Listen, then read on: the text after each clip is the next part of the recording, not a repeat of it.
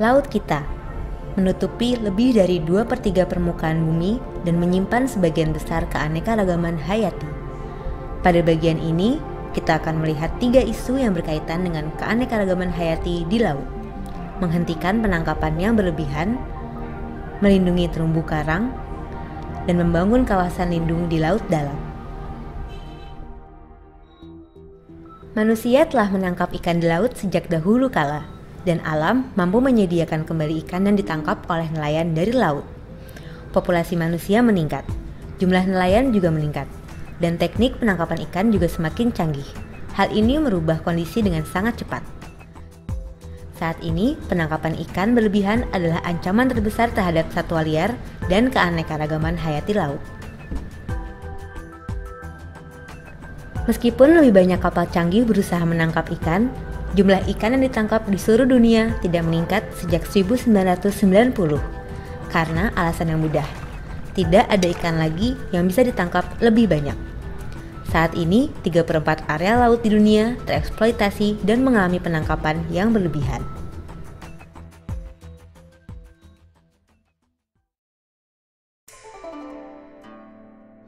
Jika kita ingin melanjutkan konsumsi ikan di masa yang akan datang, maka kita memerlukan praktek penangkapan ikan yang berkesinambungan.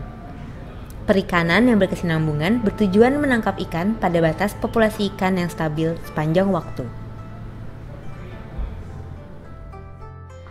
Di banyak negara, kuota penangkapan ikan ditentukan dalam proses politik. Industri perikanan dan ilmuwan seringkali memiliki pandangan berbeda mengenai jumlah ikan yang boleh ditangkap setiap tahun. Kuota penangkapan ikan yang tidak mempertimbangkan proses alami sangat berisiko, karena suatu saat nanti ikan akan punah. Karena semakin sulit menggantungkan hidup dari menangkap ikan, beberapa negara memberikan subsidi kepada nelayan atau mengurangi pajak. Hal ini menyebabkan lebih banyak perahu nelayan dan perusahaan penangkap ikan sulit bertahan. Kelebihan kapasitas tidak hanya menjadi masalah bagi ketersediaan ikan, namun juga bagi nelayan. Mereka harus bersaing hingga mencapai satu titik di mana tidak mungkin lagi melanjutkan kehidupan sebagai seorang nelayan. Namun bagaimanapun juga, nelayan harus menjalani hidupnya. Pertanyaannya adalah, haruskah insentif dan subsidi yang mengarah pada penangkapan ikan berlebihan dihapuskan?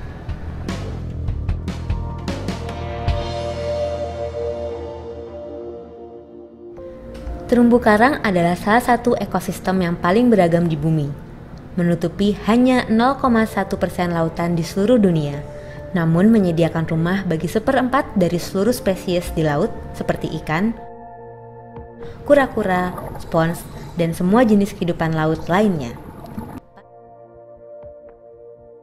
Paling umum ditemukan di perairan dangkal di laut tropis. Terumbu karang menyediakan layanan ekosistem yang berharga bagi pariwisata, perikanan, dan perlindungan garis pantai. Namun, terumbu karang mudah terganggu. Mereka terancam oleh pengambilan ilegal, penggunaan yang berlebihan, dan polusi air dari kota dan pertanian.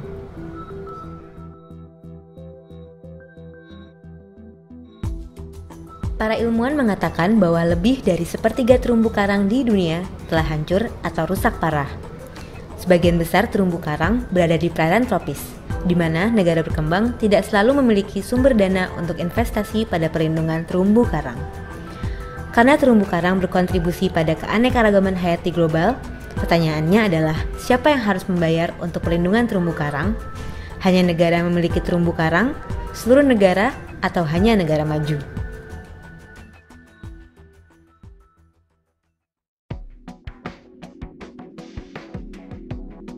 Kawasan perlindungan laut adalah cagar alam atau taman nasional di laut.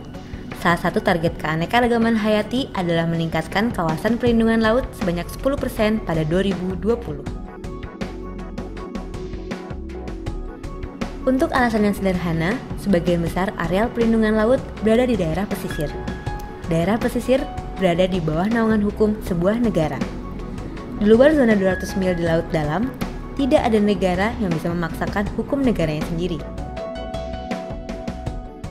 Kawasan perlindungan laut yang berada di laut dalam hanya bisa terbentuk melalui kerjasama internasional.